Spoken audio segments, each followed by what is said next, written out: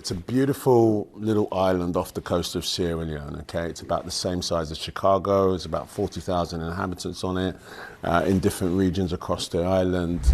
You might have heard of Turtle Island. It's a very beautiful part of the world. And Shebo Island used to historically be the point of no return, okay, in the slave trade.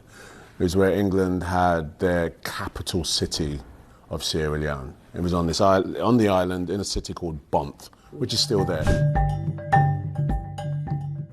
We partnered with the government to sort of figure out a plan of how we can bring tourism and build essential. Well, it started as tourism, and now we're building a smart, eco-dynamic city.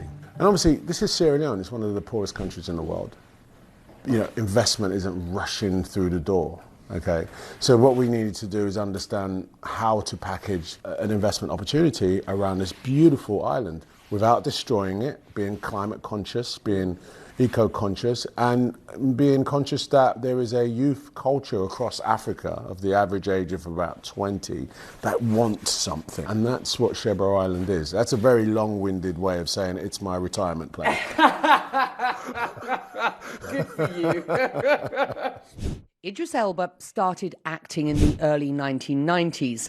Nah, man, we done worrying about territory, man, what corner we got, what project.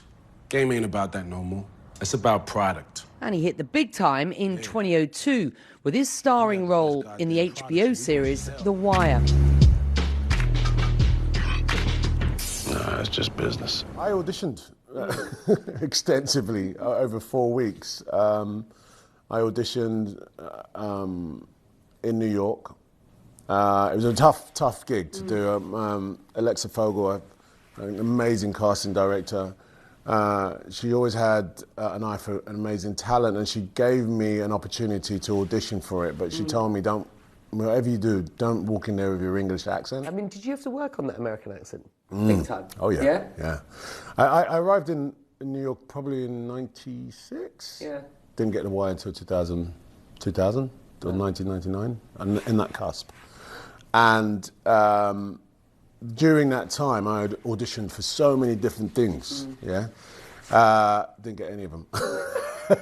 Because my accent wasn't convincing enough. And I think I was trying to do an American accent rather than be American. Right. You know what I mean? Yeah. I was trying to do an accent rather than be part of the culture.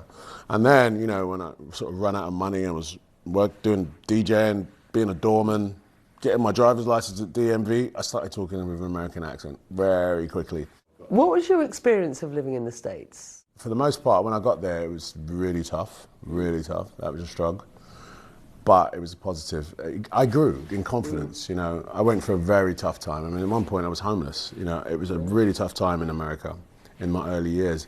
The Wire changed my life completely, and my daughter was born at the same time, and so that really changed my life. And I'm always in and out of America. You're talking about your daughter, who recently went viral.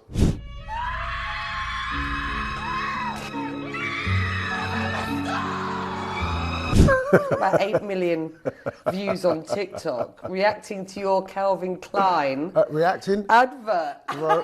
Throwing shade is how I'd like to describe that reaction. As a multi-talented father, what do you wish for them? Are you looking for them to follow in your footsteps? I like my kids to just really live their biggest dreams, whatever that is. Not necessarily what I do. But I like them to sort of live as I think as I think, which is everything's possible, nothing's too much, go for it. Be good at it, don't do it if you're not good at it, do it because you enjoy it, don't do it if you don't enjoy it. That's the thinking I'd like. I don't necessarily want them to be in the film industry. Please make some noise for Danny Howard and the legend that is Idris Elba!